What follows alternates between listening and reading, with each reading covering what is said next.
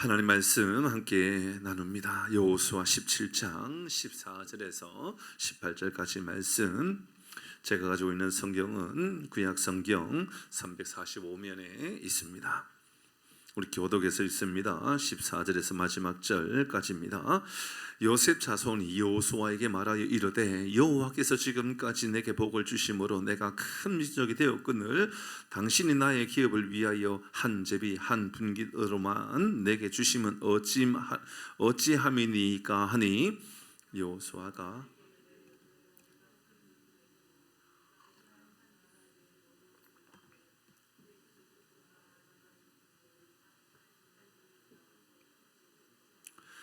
요셉 자손이 이르되 그 산지는 우리에게 넉넉하지도 못하고 골짜기 땅에 거주하는 모든 가나안 족속에게는 벳스안과 그 마을들에 거주하는 자이든지 이스라엘 골짜기에 거주하는 자이든지 다 철병거가 있나이다 하니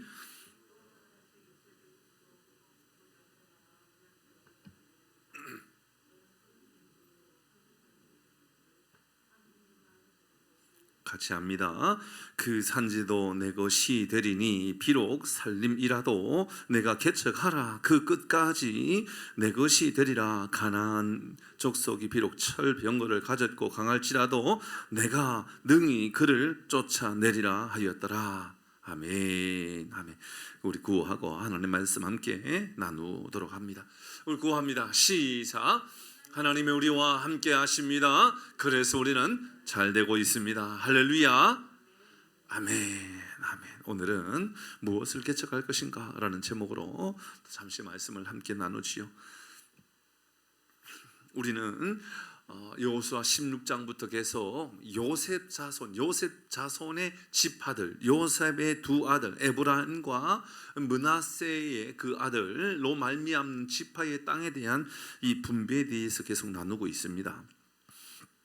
17장에 큰 아들 그 므낫세 지파, 그 중에 이 요단 서쪽 지역에 거주한 므낫세 반지파의 땅에 대한 이야기를 계속하고 있죠. 이미 그 전에 이 요단강 동편에 있었던 므낫세 반지파의 이야기는 이미 오래전의 이야기였고요.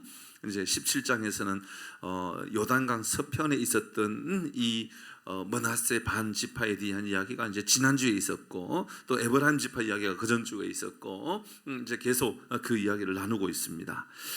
자, 먼저 지난주에 읽었던 함께 나누었던 말씀을 잠시만 나눕니다. 이 서쪽 지역의 므낫세 반지파의 가장 중요한 특징이라고 볼 수 있었던 것은 이 슬로보앗의 5 딸들에 대한 이야기 기억나시지요? 슬로보앗의 딸들, 이 5 딸들은 아주 특별했습니다. 당돌해 보이기도 하지요. 참 당당합니다. 지금 나이로 보면 아마 10대가 아닐까, 나이가 많아도 20대 초가 아닐까라고 보여지고, 5 딸들이니까는 아마도 맏딸이 뭐 20대 초반이라 그러면 이 막내딸 같은 경우에는 거의 뭐 10대 초반이거나 맞죠, 그죠? 10대 중반 초반 뭐 그럴 겁니다. 그런데 여호수아에게 나와서 우리에게도 땅을 달라고 그렇게 당돌하게 이야기를 했습니다. 그렇게 이야기할 수 있었던 것은 바로 하나님은 동등하시고 차별이 없으신 하나님이시라는 거죠.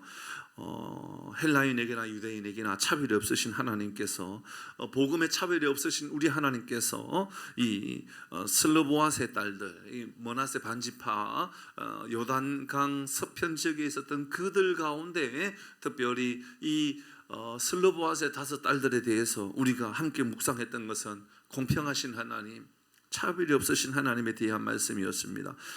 우리가 하나님의 나라를 바라보고 살아가는 일에 있어서 우리가 당당해야 하고 우리가 담대한 마음을 가지고 나아갈 수 있는 이유도, 여러분 당당할 이유가 있다면 그것은 이미 하나님께서 우리에게 그렇게 예배해 주신 은혜의 땅이 있기 때문이라는 것이지요.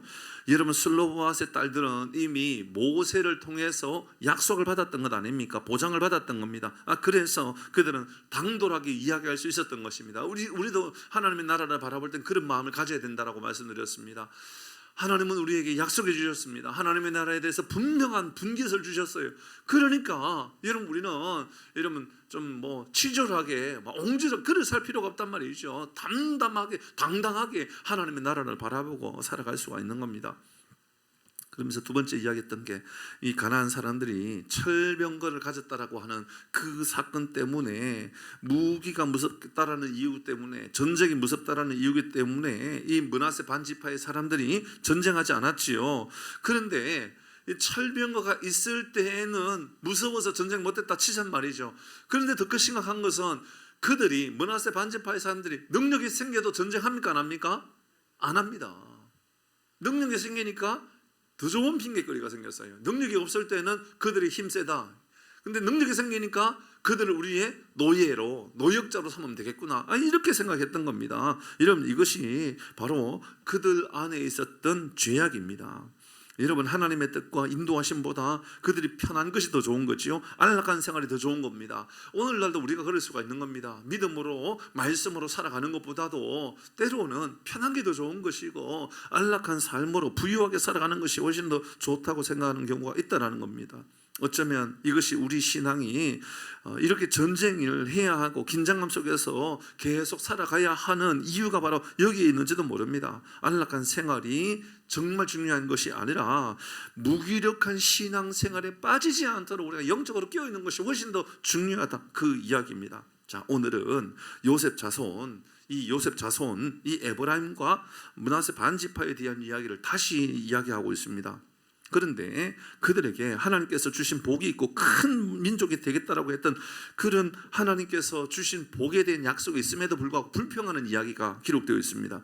내용을 좀 잘 살펴보면 사실은 므낫세 반지파에 대한 이야기보다도 에브라임 자손들이 원망하고 불평하는 것이 훨씬 더 크게 눈에 띄고 있습니다. 사실 여러분 므낫세 반지파가 땅을 작게 받았습니까? 엄청 크게 받았습니까? 므낫세 반지파가 땅을 작게 받았다 그러면 이해가 안 되는 일입니다. 맞죠? 여러분 12지파 중에 땅을 가장 크게 분배받았던 사람들이 누굽니까? 므낫세 반지파 아닙니까? 그들은 요단강 동편도 받았고 서편도 받았고, 그런데 받았던 그 땅마다 얼마나 넓고 또 그곳에 이런 강도 끼고 있고 호수도 끼고 있고, 갈릴리의 호수가 바로 그들 옆에 끼고 있지 않습니까? 요단강도 끼고 있었습니다. 바로 그들이 므낫세 반지파입니다. 그러니까 그들은 땅을 적게 분배받았다고 말할 수가 없었던 거죠. 거기에 비해서 에브라임은 상대적으로 좀 적게 받는 것은 사실입니다. 자, 여호수아는 그들에게 에브라임 산지가 좁다면 내가 더 분배하겠다 이렇게 말하지 않고 너희들 비록 그 땅이 살림이라 할지라도 스스로 가서 개척해라 이렇게 이야기한 겁니다. 스스로 가서 그 땅을 개척해라. 그들이 큰 민족의 권능이 있으니 철병거를 가지고 있는 가난한 사람이라 할지라도 걱정하지 말고 너희들 다 쫓아낼 수 있는 능력이 있으니까 나아가서 한번 전쟁해라, 싸워라, 이겨라 이렇게 말씀하고 있습니다. 오늘 그 말씀으로 우리 함께 좀 묵상해 보겠습니다. 14절 말씀을 같이 읽습니다. 14절입니다. 같이 합니다. 시작. 요셉 자손이 여호수아에게 말하여 이르되 여호와께서 지금까지 내가 큰 민족이 되었거늘 당신이 나의 기업을 위하여 한 제비 한 분깃으로만 내게 주심이 어찌함이니까 이렇게 이야기합니다. 그들이 이렇게 좋은 땅을 분배받았다는 것은 여러분 그들의 수고나 그들의 공로입니까? 부모의 공로입니까? 부모의 공로였습니다. 그리고 그들은 이제 많은 민족이 되었습니다. 민수기 26장의 말씀에 보면요, 에브라임 민족의 사람들이, 에브라임 족속의 사람들이 몇 명이 되느냐면 32,500명이었어요. 에브라임 사람들이. 므낫세 사람들이요 52,700명이었어요. 그러니까는 요셉의 자손, 에브라임과 므낫세 자손을 합치면 85,200명이나 되는 엄청난 숫자가 되었습니다. 요셉의 자손이야말로 12명의 지파 가운데 가장 번성한 지파가 된 것이 사실입니다. 이렇게 많은 인구가 되었지요.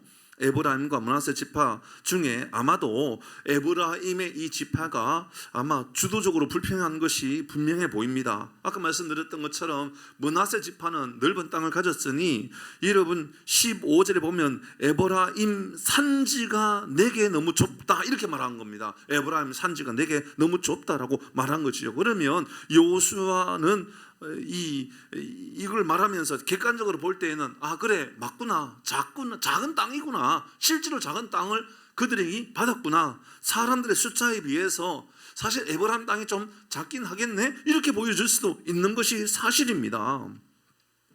상대적으로 볼 때에는 적은 땅으로 보이는 거죠. 하지만 우리가 기억해야 할 것이 있습니다. 전적으로 그들은 조상의 공로로 인하여서 여기까지 복을 받았던 겁니다. 엄청난 민족이 되고 가장 부유하고 가장 큰, 가장 많은 사람들이 이런 족속을 이루게 되었던 것 다 요셉으로 인한 것이었습니다. 부모가 특별히 요셉이 꿈을 꾸고 하나님을 포기하지 아니하고 하나님을 바라보고 원망하지 않고 순종하며 달려왔던 그를 통하여서 하나님이 복을 주셨던 것입니다. 하나님이 분명히 그들에게 복을 주신 것이 사실이죠. 이것을 먼저 잊으면 안 됩니다. 그리고 나서 우리가 15절 말씀을 봐야 됩니다. 15절 같이 읽습니다. 시작. 여호수아가 그들에게 이르되 네가 큰 민족이 되므로 에브라임 산지가 내게 너무 좁을진데 브리스 족속과 르바임 족속의 땅 살림에 올라가서 스스로 개척해라. 그러니까 이제 잘 보셔야 됩니다. 땅은 이미 분배를 다 했죠, 그죠? 분배했습니다. 그러니까는 여호수아가 볼 때 에브라임이 작네. 그러니까 에브라임 므낫세, 므낫세 넌 땅이 너무 크다. 그러니까 에브라임한테 땅을 좀 줘라. 좀 더 줘. 그냥 에브라임에게 그래도 상대적으로 적은 땅이니까 좀 더 나누어서 조금 더 주는 게 맞겠구나. 동생이 힘들어하지 않냐? 에브라임이 힘들어하지 않냐? 므낫세 너 형이잖아, 형. 그러니까 동생한테 좀 더 주는 게 좋겠다. 이런 그렇게 말할 수도 있는 겁니다. 분명히 그렇게 보입니다. 그런데 여호수아는 뭐라고 말합니까? 살림에 올라가서 스스로 개척을 하고 이야기합니다. 스스로 내가 너희들을 이 땅을 분배해 주겠다가 아니라 너희들이 먼저 나가서 그것에 너희들이 차지해야 되는 그런 수고를 해야 한다라고 이야기합니다. 이 기가 막힌 이야기입니다. 우리 주목해서 집중해야 될 필요가 있는 이야기입니다. 왜 그런지 말씀드립니다. 왜냐하면 그들이 가라고 말했던 이 브리스와 르바임 족속의 땅에 대한 이야기를 좀 생각해 봐야 됩니다. 신명기 2장 20절과 21절의 말씀입니다. 여러분 잘 보시기를 바랍니다. 그것도 르바임의 땅이라 하였나니 전에 르바임이 거기 거주하였으며 암몬 족속은 그들을 삼순밈이라 일컬었음이며. 자, 여기에 보면 르바임이 거기 거주했다 그랬습니다. 그죠? 르바임이 거주했다고 써있잖아요. 그죠? 르바임이 거기 거주했다. 르바임의 땅이라 하였나니 전에 르바임이 거기 거주했다. 조금 전에 보니까 여러분 여호수아가 에브라임에게 너희들 르바임 땅에 가서 그 땅을 정복해라, 그 땅을 너희들이 차지해라, 이렇게 스스로 개척해라고 했던 그 땅이 르바임 땅입니다. 르바임 땅 여기입니다. 그 땅이 어떤 땅입니까? 21절 이렇게 말합니다. 같이 읽어봅니다. 21절입니다. 시작. 그 백성은 아낙 족속과 같이 강하고 많고 키가 컸으나 여호와께서 암몬 족속 앞에서 그들을 멸하셨으므로 암몬 족속이 대신하여 그 땅에 거주하였다. 자, 여기 보니까 르바임이 어떤 사람이냐? 아낙 족속과 같이 어떤 사람이라고요? 강했습니다. 하나님은 지금 에브라임이 불평하면서 여호수아 지도자에게 선생님이라고 말했겠어요? 우리 뭐라고 불렀겠어요? 어쨌든 우리 지도자니까는 당시에 왕과 같은 사람이라고 생각했겠죠. 여러분 이 여호수아를 향하여서 우리 좀 땅을 좀 더 달라고 에브라임 족속들이 우리도 더 넓은 땅을 좀 달라고 그랬는데 하는 이야기가 르바임 땅에 가라 너희들. 르바임 땅에 아니 땅을 더 달라고 그랬는데 개척하라고 했던 땅이 여러분 어떤 땅이냐면 그들이 여러분 땅을 더 달라 할 때는 공짜로 땅을 더 달라 했던 건데 분깃을 더 달라 했던 건데 공짜로 더 달라 했더니 공짜로 더 주는 것이 아니라 어려운 땅을 이야기하면서 그곳에 가서 너희들 스스로 개척해라. 살림이라 할지라도 그곳에 가서 개척해라. 이렇게 이야기한 겁니다. 여러분 이해가 안 되는 이야기지요. 여러분 우리가 알고 있는 아낙 자손 그들 알지 않습니까? 근데 오늘 본문의 말씀을 보니까 아낙 자손보다 이 족속과 같고 강하고 세 가지 이야기하죠. 그죠? 강하다, 숫자도 많다, 키도 크다. 네피림이 기억나죠. 그죠? 여기가 어디였습니까? 헤브론도 이런 땅이었잖아요, 그렇죠? 여러분, 갈렙이 내가 이 산지를 내게 주소서라고 외쳤던 그 땅이 바로 헤브론이었는데, 헤브론이 바로 이 아낙 자손이 살던 땅 아닙니까? 그 땅에는 바로 네피림이 살고 힘이 세고, 그래서 아무도 전쟁하지 않으려고 했고, 오직 복음의 땅이고 말씀의 땅이고 은혜의 땅이니까 그곳에 내가 가겠다라고 외쳤지 않았습니까? 그런데 여호수아는 에브라임을 향하여서 너희들 큰 민족 아니냐, 큰 복을 받았지 않았냐, 하나님의 복이 너희들에게 있지 않았냐, 그러니까 너희들 더 땅을 달라고 하지 말고 너희들 바로 르바임으로 가라라고, 하나님께서 르바임으로 가라고 그렇게 여호수아를 통하여 말씀하고 있는 겁니다. 자, 여호수아는 이제 이 에브라임 사람들에게 스스로 일어나고 스스로 일하라고 스스로 수고하라고 그렇게 명령하십니다. 그리고 16절의 말씀에 보면 이제 계속 이어서 이렇게 이야기합니다. 16절 같이 읽습니다. 시작. 요셉 같이 읽습니다. 16절 시작. 요셉 자손이 이르되 골짜기 땅에 거주하는 모든 가나안 족속에게는 벳스안과 그 마을들이 거주하는 자이든지 이스라엘 골짜기에 거주하든지 다. 자, 지금 에브라임 사람들의 심령이 지금 여러분 담대합니까? 두려움을 떨고 있습니까? 두려워 떨고 있는 겁니다. 하나님이 보실 때 지금 에브라임 사람들은 땅을 더 달라고 요구하지만 실제로 그 마음의 상태는요, 너무 연약한 사람들인 거예요. 너무너무 부족한 사람들인 거예요. 말도 안 될 만큼 초라한 사람인 거예요. 하나님 앞에 여러분 아버지의 은덕으로 인하여, 아버지의 공로로 인하여 큰 땅을 받았고 큰 복을 누렸지만 실제로 그들 마음 안에는 철병거가 있으니까 못 가겠다라고 말하고 불평하면서 우리 왜 땅이 이 정도밖에 안 되냐고 불평하고, 그곳에는 아낙 사람들과 같은 르바임 사람이 살고 있다라고 나 못 가겠다라고 말했던 그 사람들이다라는 거지요. 누가 보아도 충분한 이유가 될 수도 있을 것 같습니다. 사실 다른 땅에 비하면 상대적으로 작은 땅이지요. 좀 더 큰 땅을 달라 할 수도 있고, 개척하려니 엄두가 안 내겠죠. 도전하려고 그러니 엄두가 안 날 겁니다. 상당히 부담스러울 것입니다. 그런데 하나님은 여호수아를 통하여서 오늘 17절 18절 이렇게 말씀한 겁니다. 17절 제가 읽습니다. 여호수아가 다시 요셉의 족속 곧 에브라임과 므낫세에게 말하여 이르되, 두 형제에게 말했지만, 두 형제의 가문에게 말했지만 실제는 에브라임에게 더 주목하고 있는 것으로 보여집니다. 너는 큰 민족이요 큰 권능이요. 하나님은요 이스라엘 백성들 가운데 벌써 요셉의 자녀들에 대해서 특별한 하나님의 마음을 가지고 있었던 겁니다. 너는 한 분깃만 가질 것이 아니라, 보세요, 하나님 어떤 마음이냐면 한 분깃으로 내가 끝난 것이 아니라고 하나님 말씀하신 겁니다. 다른 말로 말하면 내가 너희들에게 두 분깃이든 세 분깃이든 줄 수 있지만, 하나님이 지금 그들에게 요구하시는 것은요, 너희들이 지금 몇 개를 가지고 있느냐 보다도 너희들이 얼마나 전쟁하려고 하는 의지와 세상에 나가서 내가 열심히 살려고 하는 의지가 있는지를 보여주고 있는 겁니다. 18절 같이 합니다. 시작.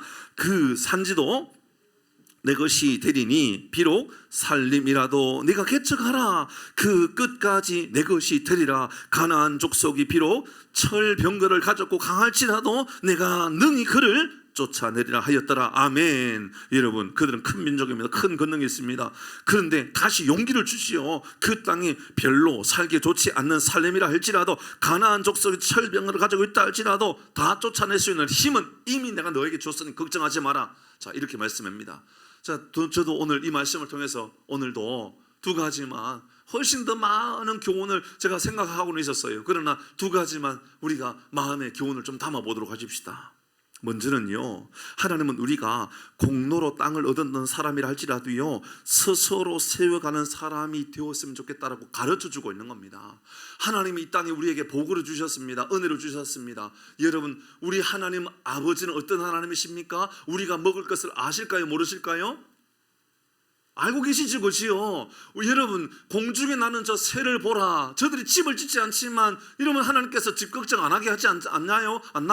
그들이 수고하지 않지만, 그들이 어떤 길쌈도 하지 않지만 하나님께서 먹을 것을 다 준비하잖아요. 근데 그 공중에 나는 새보다도 다른 어떤 동물들보다도 하나님께서 우리를 당신의 자녀라고 더 귀한 소중한 사람이라고 그랬는데, 왜 우리는 수고하고 노력하고 열심히 오늘도 일터에서 이런 그렇게 노동을 해야 되고 열심히 그렇게 사람들과 부딪히면서 살아가야 하느냐라는 거죠.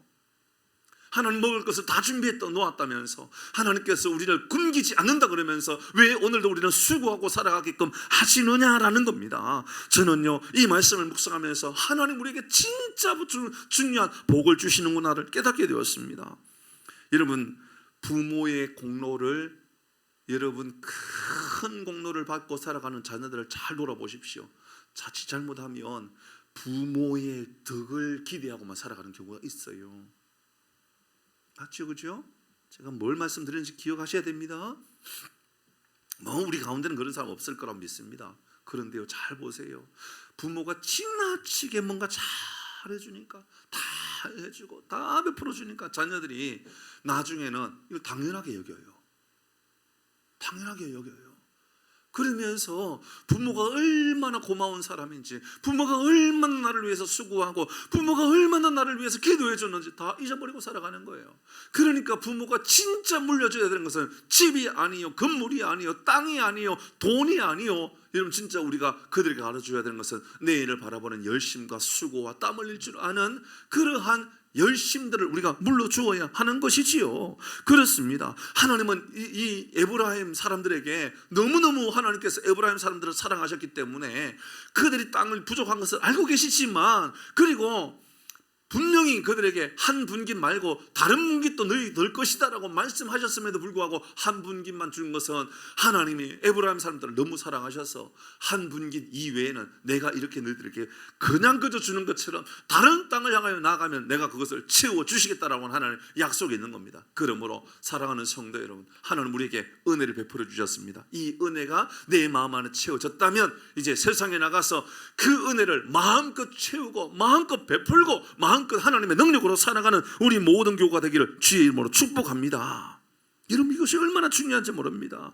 우리가 아무리 좋은 땅의 분깃을 가지고 살아간다 할지라도요, 다음 세대에 물려주고 여러분 그렇게 살아간다 할지라도요, 진짜 중요한 것은 스스로 개척하고 스스로 일하고 스스로 노력하고 스스로 여러분 땀 흘릴 줄 알게끔 해주는 것, 여러분 진짜 물려주어야 되는 것은 하나님의 능력이고 하나님의 보호하심이고 하나님의 역사하심, 이것을 물려주어야 되는 것이죠. 땅 자체만 물려주어서는 안 되는 것 아닐까요? 그런 의미에서 저는 이런 목사가 대를 이어서 이런 교회를 물려주는 것을 뭐라고 부르죠? 세습이라고 부르죠. 여러분 우리 세습이라는 말은 쓰지 마십시다. 그거요 성경적인 용어도 아니고요, 교회에서 나온 용어도 아니에요. 좀 불편한 기독교적인 불편함이 아니에요. 이런 사실 좀 언론이 만들어 놓은 건데 참 속상해요. 왜냐하면 우리가 알고 있는 것처럼 세습의 그 조건 안에는 부모의 공로, 부모의 노력, 부모의 부귀와 영광과 모든 권력을 자녀가 대물림 받을 때에 사실은 세습이라는 표현이 좀 어울리는 말 아닙니까? 그렇지요? 그런데 꼭 그런 사람만 있는 게 아니거든요. 저도 아는, 제가 알고 있는 후배 중에 아버지가 여러분 아주 가난한 그런 지역에서 아주 가난한 그런 교회를 목회하고 있는 후배가 있거든요. 근데 그 친구가 미국에서 여러분 공부 열심히 해서 학위과정 다 끝내고 와가지고 우리나라에 들어올 때는 자기에게도 꿈이 있지 않았겠습니까? 내가 큰 교회 가서 내가 담임해야 되겠다. 내가 또 교수가 돼야 되겠다. 이런 마음이 있었을 것입니다. 그런데 아버지가 작은 교회 목회하는데 다른 사람이 대신 이어서 해줄 만한 사람이 없는 겁니다. 그러니까는 맡아서 한 겁니다. 여러분 이것을 우리가 세습이라고 말하기는 조금 뭐가 부족함이 있지 않겠습니까? 그러니 여러분 그런 의미를 생각해 본다고 그러면 사실은 우리가 세습이라는 표현 자체를 말하는 겁니다. 저는 동의하지 않습니다. 정말 어렵게 목회하고 정말 힘들게 세워가는 사람들이 있죠. 그런데 오늘 본문의 말씀 그대로 생각해 보면요, 여러분 부모가 수고하고 노력하여서 교회를 잘 세웠는데 정말 잘못된 마음으로 여러분 세습을 받아서 정말 세습을 해서 교회를 성도들 다 잃어버리고 성도들 다 떠나보내고 이런 그런 경우들이요 꽤나 있어요. 꽤나. 저는 그 사람들은 진짜로 해가야 되는 게요, 저 광야 같은 데 가서 개척을 좀 해봐야 된다 이런 생각을 좀 가지게 됩니다. 부모의 부귀와 영광과 모든 권세를 다 누리려고 하는 것이 아니라 힘들어도 내가 정말 개척자의 마음을 가지고 그곳에서 광야의 하나님 어떻게 살아계셔서 역사하시는가를 좀 경험하면 얼마나 좋을까, 저는 그런 생각을 해보게 됩니다. 하나님은요, 우리가 이 땅에서 최선을 다하고 살기를 원하십니다. 하나님은요, 우리가 땀 흘리고 수고하고 살아가기를 진짜 원하시는 거지요. 그러니까 여러분, 에브라임 족속을 향하여서 그들이 우리 땅을 좀 주십시오, 더 큰 땅을 주십시오라고 말할 때에 주실 수 없는 하나님이 아니라, 못 주는 하나님이 아니라 그들에게 진짜 주어야 될 거 개척하는 마음, 그들이 하나님의 도우심을 바라보고 나아가도록 도와주는 그 마음이 진짜 그들에게 필요했던 것이지요. 그래서 저는요, 두 번째 우리의 마음 안에 가져야 될 교훈이 있다면 그것은 하나님을 절대적으로 의지하고 살아가려면 더욱이나 개척자의 마음이 그들에게 너무너무 필요하겠다라는 생각을 가지게 되었습니다. 하나님은 이 에브라임에게 가나안인이 철병거를 가지고 있다라고 이런 그렇게 이야기합니다. 근데 하나님의 능력으로 이기게 하신다 그러지 않습니까? 그럼 무슨 말일까요? 삶의 현장에 나가면, 너희들이 전쟁터로 나가기만 하면 내가 이기게 할 테니 걱정하지 말라, 그 말씀 아닐까요? 이만큼 많은 땅, 예를 들어서 아까 우리가 에브라임의 인구가 32,500명이라 그랬는데 32,500명의 땅이, 여러분, 이 만약에 므낫세 반지파의 땅보다도 훨씬 더 넓은 땅이라면 다른 땅을 정복할 필요가 있을까요, 없을까요? 없지요. 없습니다. 인구가 그 정도인데 뭘 더 큰 땅을 필요로 합니까? 그 정도면 되지요. 근데 하나님은요, 인구가 32,500명인데 너무 작은 땅을 주신 거예요. 에브라임에 비하면, 므낫세에 비하면 뭐 한 5분의 1, 6분의 1도 안 되는 땅이에요. 인구는 반 정도인데, 인구는 반보다 조금 더 많거든요. 반 정도 되네요. 5만과 3만 되니까는 반 정도거든요. 반 조금 안 되고, 반 조금 넘거든요. 그런데 땅을 보면 너무 작은 땅이시요. 그러니까 여러분 만약에 너무 큰 땅을 다 주면 그 땅에서 그냥 안주하게 되지 않을까요? 그런데 작은 땅을 주면 하나님께서 그들에게 이 여호수아를 통하여서 너희들 나가서 개척을 하라. 여러분, 개척의 현장에 나갔더니, 이런 전쟁터 현장에 나갔더니 오늘 말씀이에요. 그곳에서 하나님을 만나고 하나님의 능력을 경험하고, 이러면 그 삶을 하나님께서 그들에게 보여주시고자 하시는 거죠. 그러니까 스스로 개척하라 라는 것은요, 내가 너에게 살아계신 하나님이 어떻게 역사하는지를 너에게 그대로 보여주겠다, 그런 말씀으로 다 들어오더라고요. 아마도 여러분, 누구도 가고 싶지 않은 곳일 겁니다. 위험할 겁니다. 전쟁해야 될 겁니다. 누가 전쟁을 좋아하고 누가 위험한 것을 좋아합니까? 거인이 살고 있는데요, 여러분 안 가고 싶을 겁니다. 하기 싫을 겁니다. 그런데도 불구하고 오늘 말씀에 내가 너와 함께 하는데 무슨 걱정이냐, 무슨 염려냐, 무슨 두려움이냐 라고 말하면서 나가라고 말씀한 것이요. 그러니까 개척하라 라고 한 것은, 하나님은 너의 삶을 통하여 역사하시는 하나님을 너에게 보여주겠다, 알려주겠다라는 하나님의 계획하십니다. 안 주겠다라는 게 아니지요. 그러니까 내가 지금 땅이 몇 평이냐, 내가 얼마나 부자냐, 여러분 그것 가지고 하나님 나에게 복을 주셨다, 그렇게 말하면 안 돼요. 진짜 복은 뭐냐 하면, 하나님이 나와 함께 하신다. 하나님이 내게 능력이 되시고 내 삶의 현장이 어둠의 악한 색을 쫓아낼 수 있는 힘이 내게 생겼다, 그 마음을 가지는 겁니다. 다시 17절 18절 말씀을 읽도록 합니다. 같이 합니다. 시작. 여호수아가 다시 요셉의 족속 곧 에브라임과 므낫세에게 말하여 이르되, 너는 큰 민족이요 큰 권능이 있은즉 한 분깃만 가질 것이 아니라.